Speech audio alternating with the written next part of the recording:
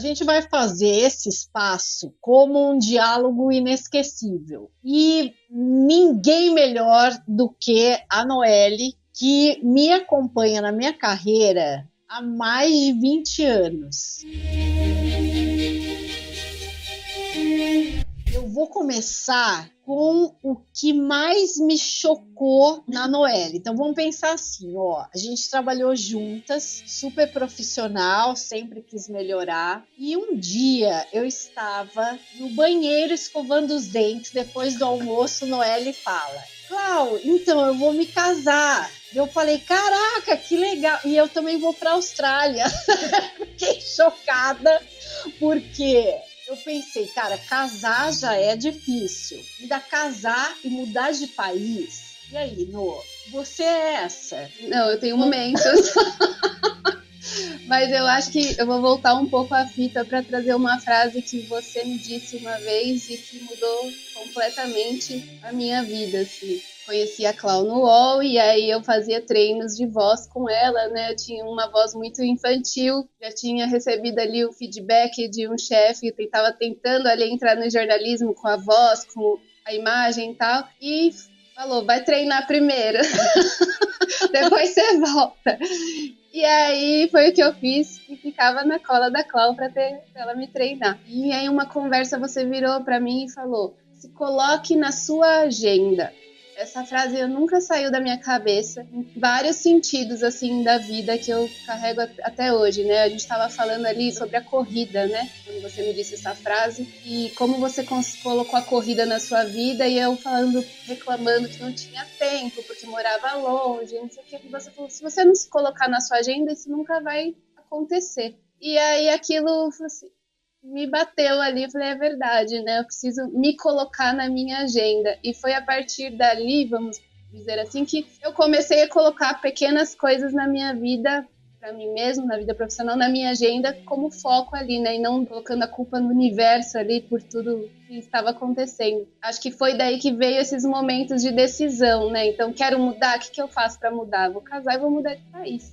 Então... Simples. E aí, olha que engraçado. Quando você tem uma decisão que é autêntica, eu fiquei chocada e logo depois eu passo a admirar você. Eu fui para a Austrália atrás da Noelle, num momento da minha vida que eu estava muito triste, porque era um Natal onde eu estava na sessão da minha terapeuta e eu falei, nossa, os meus filhos são adolescentes, eles já vão passar o Natal em outro lugar e eu vou ficar sozinha. E eu fiquei muito triste porque eu falei, gente, na época eu tinha dinheiro para viajar e a minha terapeuta falou, a decisão entre ser alegre ou triste é sua. Você não tem várias amigas ao redor do mundo? Conversa com uma delas. E eu lembro que eu saí, eu falei, Noelle, e daí foi tão legal porque você foi afetiva, você falou, não, venha! E assim, foi um dos natais mais felizes da minha vida. Eu amei a Austrália, tanto é que depois eu voltei para a Austrália com meu marido. É um lugar inesquecível e a partir dali, você começou a trabalhar comigo, junto, e assim, você também para mim é uma fonte de confiança e aprendizado, e a gente está gravando isso também porque diálogos essenciais constroem coisas verdadeiras, e o que é muito interessante, na Austrália eu escuto o seu marido falar, a gente estava no metrô, a Noelle quer dar volta ao mundo.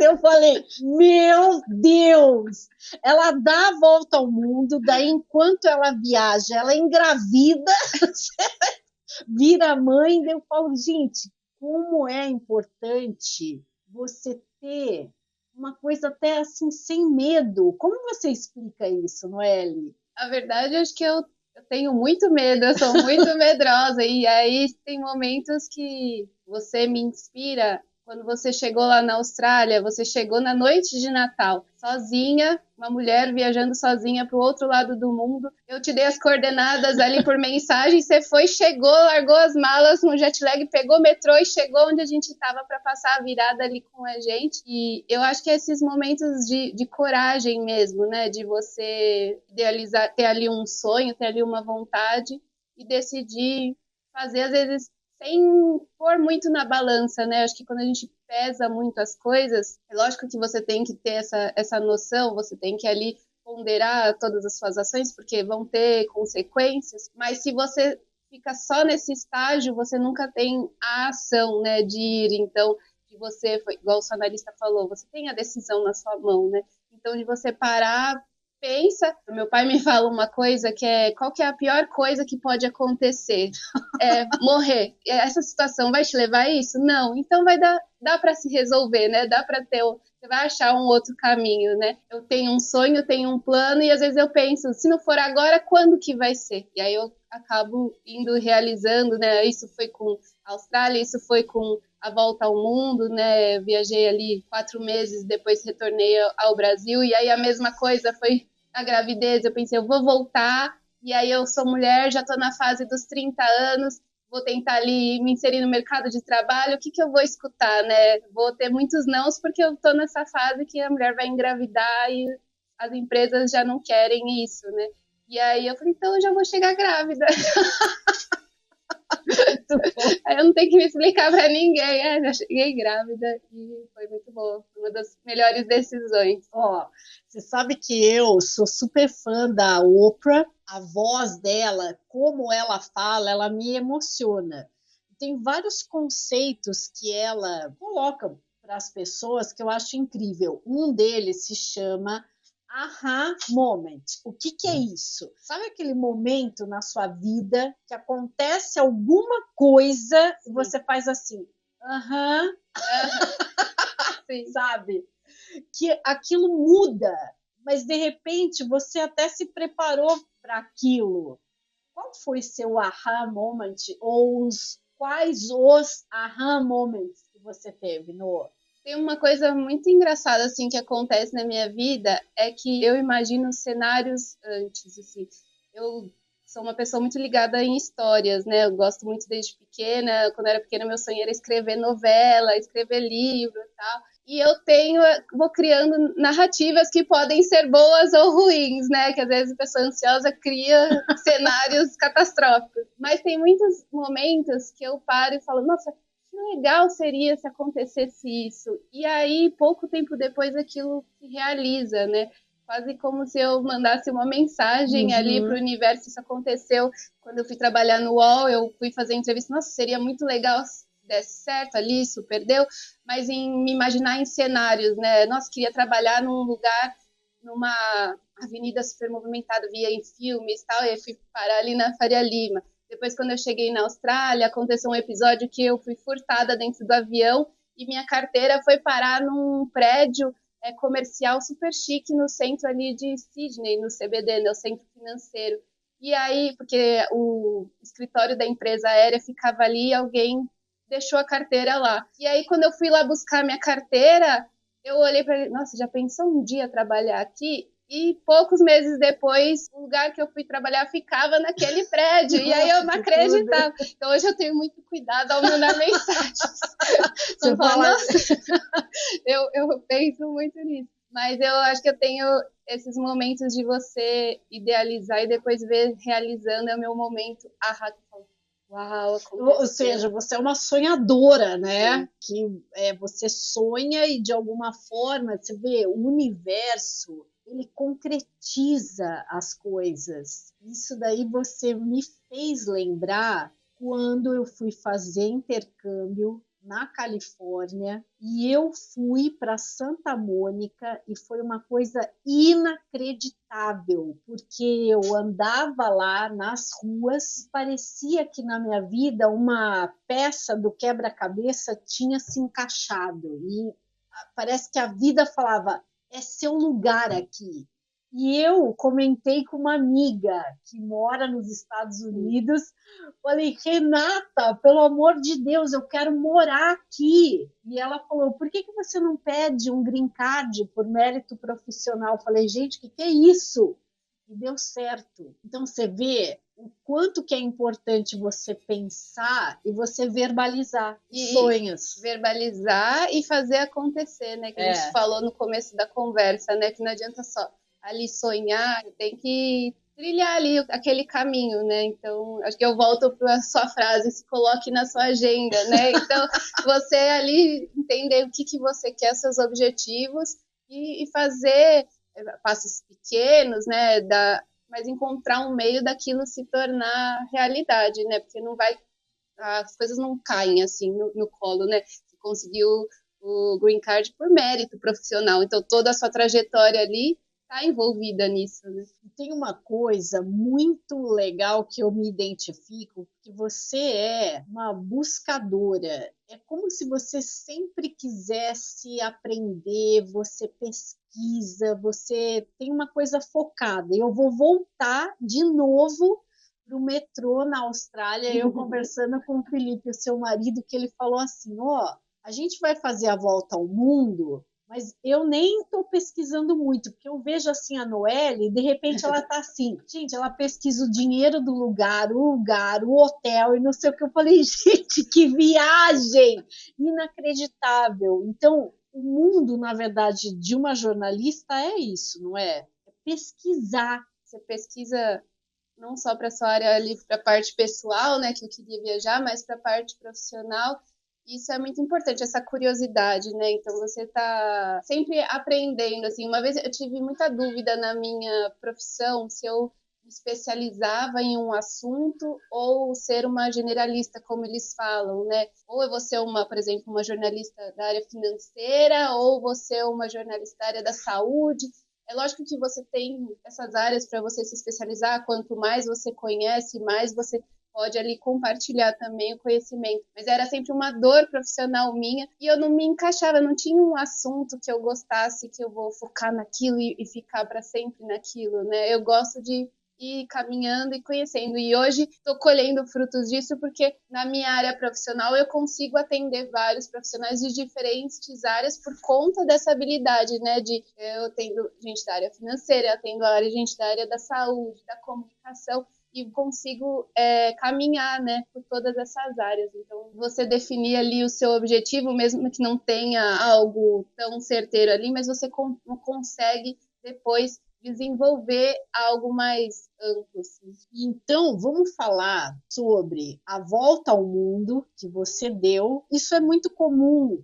Na Austrália você ouve, mas não é comum no Brasil. A gente não escuta, eu quero dar a volta ao mundo, né? Coisas assim. E, ao mesmo tempo, hoje a gente tem a internet, que é onde nós estamos, que também quebraram as barreiras. O que você aprendeu dando a volta ao mundo, Nô? A minha não chegou a ser uma volta ao mundo ali completo por todos os continentes, né? Como eu estava ali na Austrália, o plano era voltar para o Brasil. Eu aproveitei a proximidade e fiz grande parte da Ásia ali. Praticamente fiz só Ásia e Nova Zelândia. Mas o que eu mais aprendi, assim, é entender que a gente é muito pequena no mundo, assim. A gente dá tanta importância e a gente não tem noção da realidade dos outros lugares, né? E das culturas, né? O que pra gente é algo óbvio, para outra cultura nem passa pela cabeça da outra cultura, né? E o respeito. Então, você entender que você não é melhor do que ninguém, essa cultura não é melhor do que a outra, você tem que aprender a respeitar e compreender os contextos sociais mesmo, né? Você não pode chegar ali num país e querer impor a sua vontade, você tem que se adaptar. Acho que foi o maior aprendizado, assim, porque é muito rico, o nosso mundo é muito rico, né? E você saber respeitar, você consegue extrair o melhor daquela cultura para você consegue separar o que serve e o que não serve e aprender com aquilo, com essas trocas.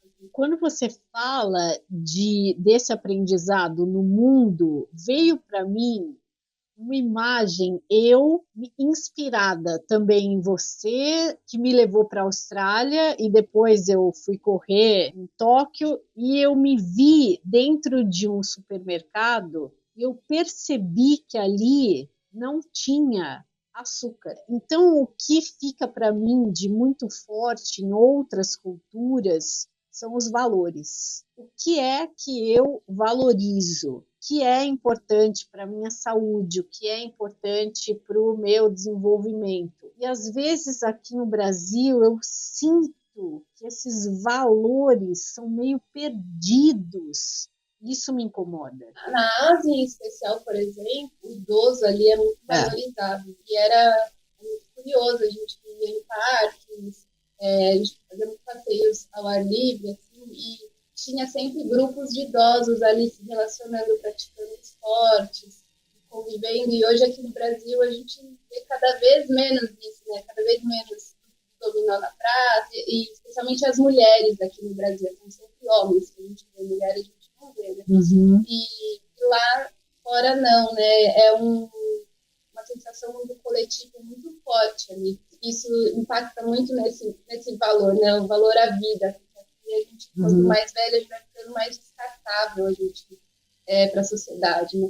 E lá fora não, é mais quanto mais velho, mais experiente, mais sábio, mais valorizado ali na cultura e respeitado. Nesse nosso diálogo essencial, a educação é super importante para nós duas. O que é a educação para você? Porque eu lembro, eu aprendendo a ler e a escrever. Assim, eu amo livro, eu amo escrever, eu amo, porque a palavra me liberta. O que é a educação para você, Noa? Eu também tenho uma memória muito forte de livros, né, de história, como eu falei, gosto muito de história. Então, eu acho que a educação, nesse sentido, é como você se coloca ali no mundo, né? A forma de você se comunicar, né? Através das histórias, através do que você aprendeu, é a forma como você se conecta com o outro, né? Você vai compartilhar um conhecimento com o outro, ali você está se conectando, né? Então, eu acho que caminha muito nesse sentido. Nessa nossa conversa sobre os diálogos essenciais, eu queria falar com você sobre um tema que é muito importante para nós duas, que é a criticidade, mas não com um viés de julgamento. Criticidade no sentido de você receber uma informação e você checar se isso está certo, como que é a história desse produto ou dessa pessoa, ver se isso realmente procede. Isso, para mim, é super importante. Eu me considero uma pessoa crítica no sentido de avaliar, existe uma coisa racional, mas também no emocional. O que eu sinto, o que eu percebo dessa pessoa ou, de repente, desse serviço. E eu vejo que você é bem crítica também. De onde vem isso e o quanto que isso é importante para você? Acho que isso vem muito do jornalismo, que a gente aprende a checar os fatos, a conferir, sempre escutar os dois lados da história, ou mais lados ali da história. Nunca ter uma informação ali, receber uma informação como verdade absoluta, né? Então, checar as fontes, checar os fatos. E hoje é muito essencial, ainda mais com o avanço ali das redes sociais, onde todo mundo é um porta-voz, onde todo mundo é uma mídia ali de informação, um veículo de informação. Então, se a gente não souber ali ter essa criticidade, a gente acaba caindo em cenários fakes, né? Em cenários falsos, em informações falsas. E não só na compra de um serviço, de um produto, mas também para a nossa própria vida, né? A gente achar que é muito fácil hoje a gente abrir o Instagram e ver a vida de todo mundo maravilhosa. Todo mundo tem problema na vida, todo mundo está ali enfrentando obstáculos. E a gente ter essa noção para a gente saber o que considerar e o que não considerar, né? Saber fazer esse filtro para a vida profissional e para a vida pessoal também. Noelle, vamos falar sobre o assunto do momento, que é a inteligência artificial. Eu vejo que você trabalha bastante com inteligência artificial, você tem um irmão também Sim. que trabalha com isso, eu quero que você fale sobre o trabalho dele também. E eu vejo como uma ferramenta, e o que fica para mim é assim, o que eu vou fazer com isso para você? Como que é a sua interação e como que você vê a inteligência artificial no seu trabalho? Eu acho que basicamente isso, você enxergar a inteligência artificial ali como um assistente, uma ferramenta que vai te possibilitar algumas coisas, né? Vai te expandir ali, mas sempre ter ali o crivo humano, passar de novo, por a parte crítica, um olhar crítico, uma edição humana, né?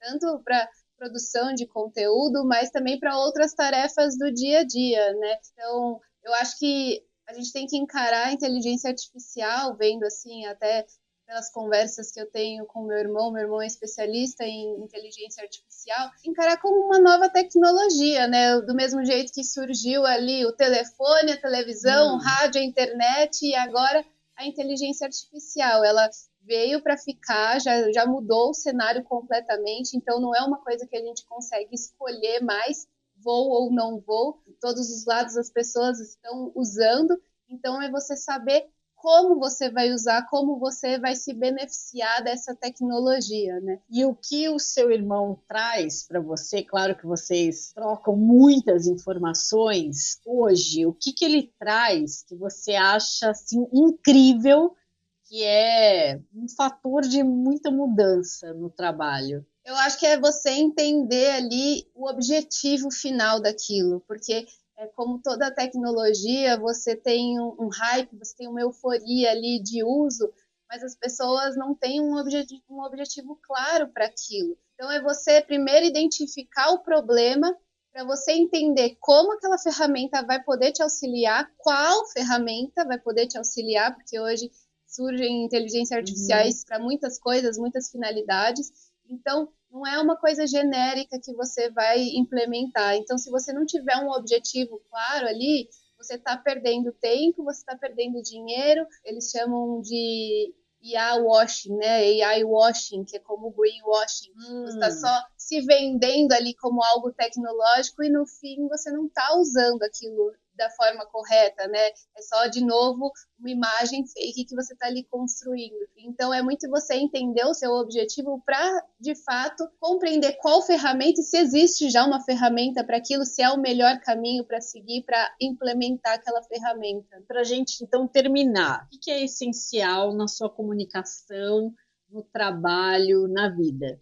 Eu acho que é a troca com pessoas, né? Essa troca que a gente está fazendo aqui agora, a troca com clientes, a troca com família, com pessoas em geral, assim, né? A gente não caminha sozinho, a gente, para aprender, para desenvolver, a gente precisa do outro, estar aberto ao outro, né? E estar aberto também a aprender a ter uma curiosidade, em saber que não está resolvido na vida, a vida é contínua ali e você precisa continuar aprendendo, evoluindo. Então, eu acho que isso é essencial, você estar aberto a trocas e aberto a evoluir. Então, obrigada, Nô, obrigada por ser essencial da minha carreira, obrigada da minha a você. vida, e a gente espera ter ajudado você. Conta aqui pra gente o que é essencial na sua vida e também na sua comunicação.